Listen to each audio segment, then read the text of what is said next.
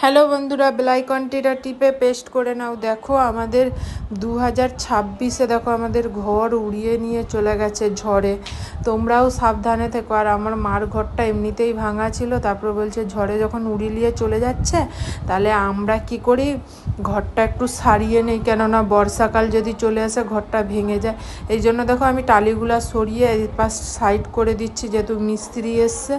তারপরে দেখো বন্ধুরা, ঘরটা কত সুন্দর করে খুলে দিয়েছে, যেহেতু অর্ধেকটা উড়িয়ে নিয়ে চলে গেছে আর এই পাশটা আছে। তারপরে দেখো এই ঘরটাই মানে এইখানটাই উড়িয়ে নিয়ে চলে গেছিলো এই জায়গাটার মধ্যে।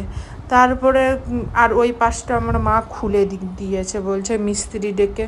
আর ওইটা দেখো পুরা ভেঙে গেছে, ধেসে চলে যাচ্ছে, খাল না। তারপরে জিসিপি দিয়ে খুলে বলে এই জন্য। তোমরা সবাই কেমন আছো? সুস্থ থেকো, ভালো থেকো সবাই, এই কামনা করি। আর সত্যিকারের বন্ধুরা, ছোটদের বুক ভরা ভালোবাসা, বড়দেরকে প্রণাম। তারপরে দেখো বলতে না বলতে তারপরের দিন আমার মা মিস্ত্রি নিয়ে চলে এসছে। দেখো ইটগুলা সাজাচ্ছে।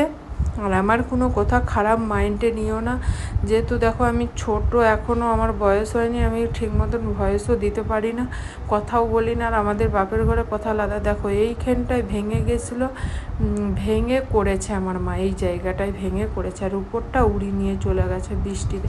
তারপরে দেখো আমার মা বলছে টালির ভাড়ে তো নিতে পারছে না বন্ধুরা, এই জন্য আমার মা অ্যাডভেস্টার চাপাইছে। তারপরে দেখো নিচে মিস্ত্রি আসেনি, আবার আজকের মিস্ত্রি এসছে। আর আমি তোমাদের সাথে ভয়েস ওভার দিচ্ছি ফাঁকে যেয়ে। কেমন আছো?